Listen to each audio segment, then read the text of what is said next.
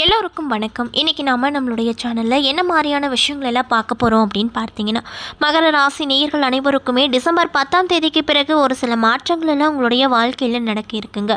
அந்த விஷயங்கள்லாம் என்ன, மேலும் நீங்கள் இந்த காலகட்டத்தில் என்ன மாதிரி விஷயங்களில் ரொம்ப கவனமாக இருக்கணும், முக்கியமாக ஏதாவது கெட்ட விஷயங்கள் நடக்கிற மாதிரி இருந்தால் அதில் இருந்து தப்பிக்க என்ன மாதிரி விஷயங்களில் நீங்கள் பரிகாரங்களாக பண்ணணும் அப்படிங்கிறத பற்றி வந்தாங்க நம்ம இன்றைக்கி இந்த வீடியோ பதிவின் மூலியமாக முழுமையாக பார்க்க போகிறோம். இந்த பதிவில் சொல்லப்படக்கூடிய அனைத்து விதமான தகவலுமே மகர ராசி நேயர்கள் அனைவருக்குமே பயன் தரக்கூடிய விஷயங்களாக தான் இருக்கக்கூடுங்க. ஸோ வீடியோவை ஸ்கிப் பண்ணாமல் தொடர்ச்சியாக பாருங்கள். அது மட்டும் இல்லாமல் நீங்கள் இப்போ தான் நம்மளுடைய சேனலை முதல் முறையாக பார்க்குற மாதிரி இருந்தால் மறக்காமல் சப்ஸ்கிரைப் பண்ணிவிட்டு கீழே இருக்கும் பெல் ஐக்கானையும் மறக்காமல் கிளிக் பண்ணுங்கள். அப்போ தான் நம்ம சேனலில் போடுற ஒவ்வொரு வீடியோவுமே உங்களுக்கு நோட்டிஃபிகேஷனாக உடனுக்குடனே வந்து சேருங்க. அது மட்டும் இல்லாமல் மகர ராசி நேயர்கள் யாராவது இந்த வீடியோ பதிவை பார்த்துட்டு இருக்கீங்க அப்படின்னா இந்த வீடியோக்கு ஒரு லைக் பண்ணிவிட்டு மகர ராசியில் நீங்கள் என்ன நட்சத்திர அன்பர்கள் அப்படின்னு சொல்லிட்டு மறக்காமல் நம்மளுடைய கமெண்ட் செக்ஷனில் பதிவு பண்ணுங்கள். இப்போ வாங்க நம்ம வீடியோக்குள்ளே போகலாம். மகர ராசிக்காரங்களுக்கு இந்த டிசம்பர் 10ஆம் தேதிக்கு மேலே பொருளாதார நிலைமை அப்படிங்கிறது திருப்தி தரக்கூடிய வகையில் இருந்தாலும் கூட தேவையற்ற செலவு அப்படிங்கிறது உங்களுக்கு கிடையாது அப்படின்னு சொல்கிறாங்க. இதனால் குடும்பத்தில் மகிழ்ச்சியான சூழ்நிலையே காணப்படும். அது மட்டும் இல்லாமல் கணவன் மனைவிக்கிடையே அந்யோன்யம் அப்படிங்கிறது ரொம்ப அதிகரிக்கும். ஆரோக்கியம் சிறிதளவு பாதித்து உடனுக்குடனே சரியாகிவிடும். இன்னும் சிலருக்கு ஆன்மீக பயணம் மேற்கொள்ளும் வாய்ப்பு கிடைக்கும். வேலைக்கு செல்லும் அன்பர்களுக்கு அலுவலகத்தில் பணி சுமை அப்படிங்கிறது அதிகமாக இருக்கக்கூடும். அதற்கேற்றாற் போல் ஆதாயம் உங்களுக்கு கிடைக்கும். அப்படிங்கிறதுனால ரொம்பவே உற்சாகமாக நீங்கள் காணப்படுவீங்க. பணிகளையுமே உற்சாகமாக செய்வீங்க. வியாபாரத்தில் லாபம் குறைவாக தான் இருக்கும். கடையை விரிவுபடுத்தவோ அல்லது வேறு இடத்திற்கு மாற்றவோ சாதகமான சூழ்நிலை இல்லை என்பதால் பொறுமை ரொம்ப ரொம்ப அவசியங்க. மேலும் குடும்பத்தை நிர்வகிக்கக்கூடிய பெண்மணிகளுக்கு இந்த காலகட்டம் எப்படி அமைஞ்சிருக்கு அப்படின்னு பார்த்தீங்கன்னா, பணம் கிடைக்கும் என்பதால் பிரச்சனை எதுவுமே இருக்காது. அலுவலகத்தில் கொடுக்கக்கூடிய பொறுப்புகளும் அதற்கேற்ற சலுகைகளும் உங்களுக்கு நிச்சயமாக கிடைக்கும். மேலும் உங்களுக்கு அதிர்ஷ்டம் தரக்கூடிய நாட்கள் 2, 7. அதிர்ஷ்டம் தரக்கூடிய எண்கள் 5, 6. வழிபட வேண்டிய தெய்வம் சரஸ்வதி அப்படின்னு சொல்லப்படுதுங்க. அது மட்டும் இல்லாமல் திருக்கணித பஞ்சாங்கத்தின் படி நவ கிரகங்களின் சஞ்சாரத்தை பார்ப்பதால் சூரிய பகவான் விருச்சிக ராசியில் இருக்கார், செவ்வாய் பகவான் கடக ராசியில் இருக்கார், புதன் பகவான் விருச்சிக ராசியில் இருக்கார். மேலும் 26ஆம் தேதி அன்னைக்கு வக்ரகதி அடைந்திருக்காரு புதன் பகவான். ரிஷபத்தில் குரு பகவான் இருக்கார், மகர ராசியில் சுக்கிர பகவான் இருக்கார். மேலும் சனி பகவான் கும்பத்திலும், மீனத்தில் ராகு பகவானும், கண்ணியில் கேது பகவானும் சஞ்சாரம் செய்கிறாங்க. மேலும் இந்த வாரத்தில் கிரகங்களுடைய மாற்றங்கள் எதுவும் இல்லை அப்படின்னு சொல்லப்படுதுங்க. சந்திரன் இந்த வாரம் மகரம், கும்பம், மீனம், மேஷம் ஆகிய ராசிகளில் பயணம் செய்கிறாரு. மிதுனம், கடகம், சிம்மம், கன்னியா ஆகிய ராசிக்காரங்களுக்கு சந்திராஷ்டமம் இருப்பதால் நீங்கள் இந்த காலகட்டத்தில் ரொம்ப கவனமாக இருக்கணும் அப்படின்னு சொல்லப்படுதுங்க. மேலும் இந்த காலகட்டத்தில் கிரகங்களின் சஞ்சாரம் மற்றும் கூட்டணி பார்வைகளால் டிசம்பர் 10ஆம் தேதிக்கு பிறகு மகர ராசி நேயர்களுக்கு எப்படிப்பட்ட மாற்றங்கள் எல்லாம் கிடைக்க போகுது, என்னென்ன மாதிரியான விஷயங்கள்லாம் நடக்க போகுது, மேலும் நீங்கள் என்ன மாதிரி விஷயத்தில் கவனமாக இருக்கணும் அப்படிங்கிறத பற்றி தாங்க தெளிவாக இந்த வீடியோவில் பார்க்க போகிறோம்.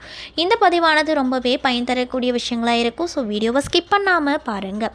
வியூகங்கள் மூலம் வெற்றிகளை காணும் மந்தனின் ஆதிக்கம் கொண்ட ராசி தான் மகர ராசி. மேலும் சூரிய பகவான் இந்த காலகட்டத்தில் உங்கள் ராசிக்கு 11ஆவது இடத்துல அமரப் போகிறாரு. இதனால் உடலுக்கு சின்ன சின்ன வியாதி தொந்தரவுகள் ஏற்படக்கூடும். உரிய முறையில் மருத்துவ சிகிச்சை எடுத்துக்கொள்வது நல்லது. அனாவசியமாக கடன் வாங்காதீங்க.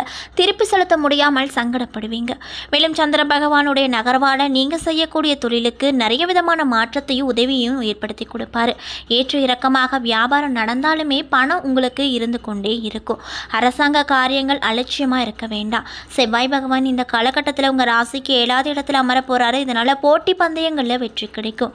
வழக்குகள் உங்களுக்கு சாதகமான முடிவை ஏற்படுத்தி கொடுக்கும். மேலும் புதன் பகவான் இந்த காலகட்டத்தில் உங்கள் ராசிக்கு 12ஆவது இடத்துல அமரப் போகிறாருங்க. இதனால் துணிச்சலோடு சிந்தித்து செயல்பட்டு காரியத்தில் வெற்றி பெறுவீங்க. இதனால் ரொம்பவே சந்தோஷகரமாக நீங்கள் காணப்படுவீங்க. மேலும் வியாபார விஷயமாக வெளிநாடு செல்வீங்க. மேலும் ஏற்றுமதி இறக்குமதி தொழில் சிறப்பாக நடக்கும். அதிகப்படியான லாபத்தையும் ஏற்படுத்தி கொடுக்கும். இதில் எந்த ஒரு மாற்றமும் இல்லை அப்படின்னு சொல்லப்படுது. மேலும் குரு பகவான் இந்த காலகட்டத்தில் உங்கள் ராசிக்கு 5ஆவது இடத்துல அமரப் போகிறாரு. இதனால் சகோதரர் மற்றும் சகோதரி வகையில் பண விரயம் உண்டாகக்கூடும். உறவினர்களுக்கு உதவி செய்வீங்க. தொழில்களில் இருந்து வந்த எதிர்ப்புகளை சரி செய்வீங்க. மேலும் சுக்கிர பகவான் இந்த காலகட்டத்தில் உங்கள் ராசிக்கு 1ஆவது இடத்துல அமரப் போகிறாரு. இதனால் வீட்டில் மங்கள நிகழ்ச்சிகள் கடை கட்டும். உறவினர்களின் வருகையால் விருந்து நிகழ்ச்சிகள் அமோகமாக நடக்கும். மேலும் சனி பகவான் இந்த காலகட்டத்தில் உங்களுடைய ராசிக்கு 2ஆவது இடத்துல அமரப் போகிறாரு. இதனால் எடுத்தோம் கவிழ்த்தோம் என்று எந்த காரியத்தையுமே செய்யாதீங்க. அது மட்டும் இல்லாமல் கட்டுமான தொழில் சுணக்கமாக நடக்கும். இரும்பு உலோகம் சம்பந்தப்பட்ட வேலைகளில் கவனமாக இருப்பது நல்லதுங்க. மேலும் ராகு பகவான் இந்த காலகட்டத்தில் உங்கள் ராசிக்கு 3வது வீட்டில் அமர போகிறாரு. இதனால் தொழிலில் வந்த எதிர்ப்புகளை முறியடித்து வெற்றி கனியை பறிப்பீங்க. மேலும் கேது பகவான் இந்த காலகட்டத்தில் உங்கள் ராசிக்கு 9வது இடத்தில் அமர போகிறாரு. இதனால் தந்தையோடு வாக்குவாதம் செய்யாதிருப்பது இந்த காலகட்டத்தை பொறுத்த வரைக்கும் ரொம்ப ரொம்ப நல்லது அப்படின்னு சொல்லப்படுதுங்க.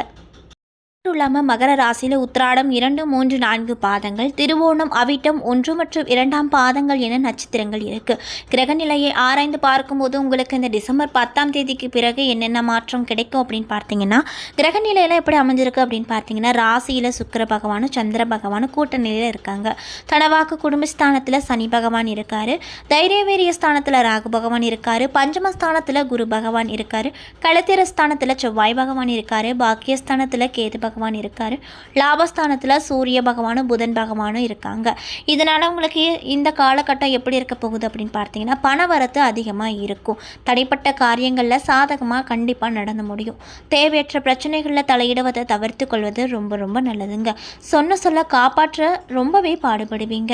தேவையான உதவிகள் தாமதமாக உங்களுக்கு கிடைக்கும். வீண் கனவுகள் தோன்றும். திடீர் கோபங்கள் தோன்றும்.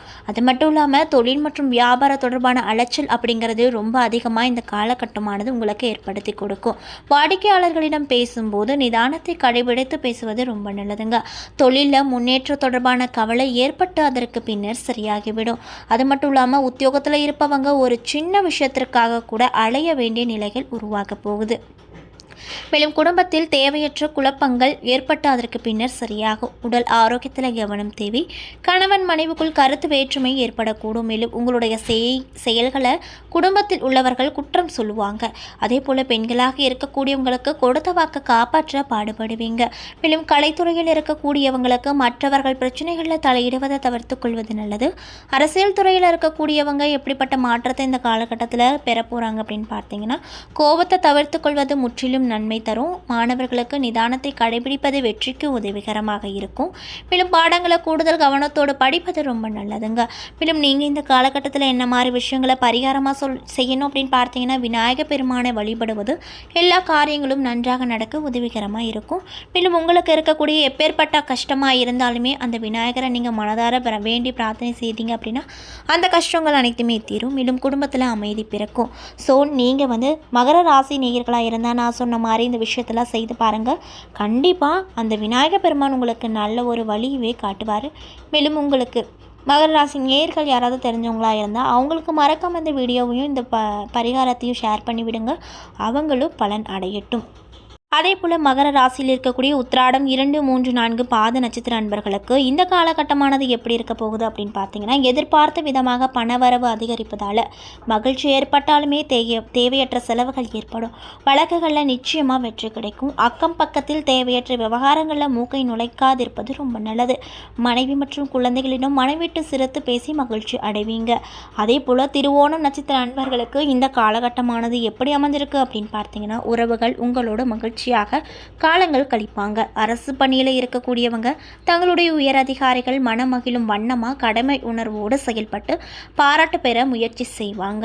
நேர்மையும் கடின உழைப்பு மட்டுமே வாழ்க்கையில் நல்ல முன்னேற்றத்தை அள்ளி கொடுக்கும். தொழில் அதிபர்கள் வியாபாரிகளுக்கு போதுமான தனவரவு அப்படிங்கிறது நிச்சயமாக கிடைக்கும். குடும்ப உறவுகளில் ஒத்துழைப்பு, குடும்ப முன்னேற்றம் சாத்தியப்படும். அன்பு மிக்க பெண்களால் ஆனந்தம் பெருகும். மேலும் அவிட்டம் 1 மற்றும் 2ஆம் பாத நட்சத்திர அன்பர்களுக்கு இந்த காலகட்டம் எப்படி அமைஞ்சிருக்கு அப்படின்னு பார்த்தீங்கன்னா, எதிர்பாராத தனவரவால் ஏற்றம் கிடைக்குங்க. அரசு வகையில் எதிர்பார்த்த ஆதாயம் ஏற்படும். வங்கி நிதி உதவிகளால் தொழிலில் முன்னேற்றம் ஏற்படும். வீட்டில் சிரமத்திற்கு பிறகு நல்ல விஷயம் நடக்கும் அப்படின்னு சொல்கிறாங்க. அது மட்டும் இல்லாமல் உயர் அதிகாரிகளின் அன்பு வட்டத்துக்குள்ளே ஆதாயம் அடைவீங்க. உங்கள் திறமை மிக்க செயல்களால் வெற்றிகளும் பாராட்டுகளும் உங்களுக்கு கிடைக்கும். தங்களுடைய வாழ்க்கையில் மனைவி மூலமாக முன்னேற்றத்திற்கான நல்ல ஆலோசனைகள் கண்டிப்பாக கிடைக்கும். மேலும் வெளியூர் பயணங்கள் வெற்றிகரமாகவும் லாபகரமாகவும் அமையக்கூடும். இதனால் ரொம்ப சந்தோஷமாக நீங்கள் இருப்பீங்க. மாணவர்களுக்கு படிப்பில் தேர்ச்சி ஏற்படும். அறிவு சுடரொளி வீசுங்க. என்ன நண்பர்களே, இந்த வீடியோ பதிவுகளில் நாம் மகர ராசி நேயர்கள் அனைவருக்குமே டிசம்பர் 10ஆம் தேதிக்கு பிறகு என்ன மாதிரியான மாற்றங்கள் எல்லாம் உங்களுடைய வாழ்க்கையில் நடக்க போகிறது என்பதை பற்றி தெளிவாக இந்த வீடியோவில் பார்த்துருப்போம்.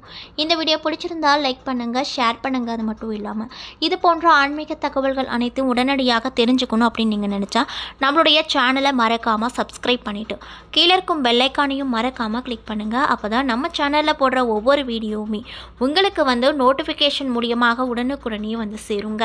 நன்றி.